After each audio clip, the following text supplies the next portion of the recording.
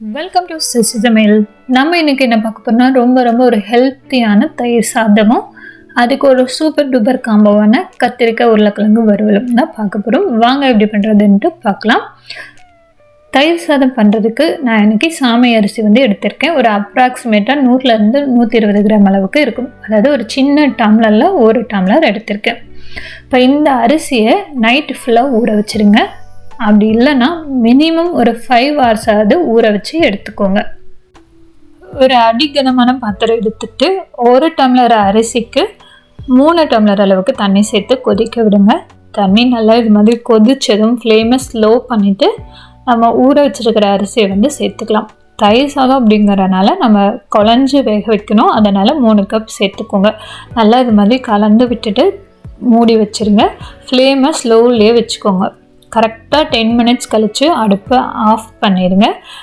உடனே தட்டை ஓப்பன் பண்ணாமல் ஒரு 10 minutes ரெஸ்ட் விட்டுட்டு ஓப்பன் பண்ணிங்கன்னா நமக்கு சாதம் கரெக்டாக பக்குவமாக வெந்திருக்கும். இப்போ இந்த சாதத்தை ஆற வச்சுட்டு நமக்கு எவ்வளோ சாதம் வேணுமோ அதை மட்டும் எடுத்துட்டு அது கூடவே காய்ச்சி ஆற வச்ச பால் இல்லைன்னா வெதுவெதுப்பான பால் சேர்த்துக்கோங்க. சேர்த்து நல்லா மசிச்சு விட்டுக்கோங்க. நமக்கு மசிக்கும் போது சாதமோ அல்லது பாலோ கொஞ்சம் வெதுவெதுப்பாக இருக்கணும். இப்போ இதில் ஒரு 2 டீஸ்பூன் புளிக்காத தயிர், உப்பு சேர்த்து மறுபடியும் நல்லா மிக்ஸ் பண்ணிக்கலாம். இப்போ பேனில் கொஞ்சமாக எண்ணெய் விட்டுட்டு உளுந்தம்பருப்பு, கடுகு, இஞ்சி, பச்சை மிளகாய், கொஞ்சம் பெருங்காயம், ஒரு கொத்து கருவேப்பிலை சேர்த்து தாளிச்சிட்டு இது கூட சேர்த்துட்டு கலந்து எடுத்திங்கன்னா ஒரு ஹெல்த்தியான தயிர் சாதம் ரெடி ஆகிடும். இது கூடவே நீங்கள் மாதுளம்பழம், கேரட் இப்படி எது வேணாலும் சேர்த்துக்கலாம். ஒரு சூப்பர் டூப்பரான ஹெல்த்தியான தயிர் சாதம் ரெடி. ஸோ இதுக்கு மேட்சான ஒரு சூப்பரான வறுவல் பார்க்கலாம். கத்திரிக்காய் உருளைக்கிழங்கு வறுவல். இந்த வறுவல் பண்ணுறதுக்கு நான் 2 உருளைக்கிழங்கு, 4 கத்திரிக்காயை இது மாதிரி கட் பண்ணி தண்ணியில் போட்டு எடுத்து வச்சுருக்கேன்.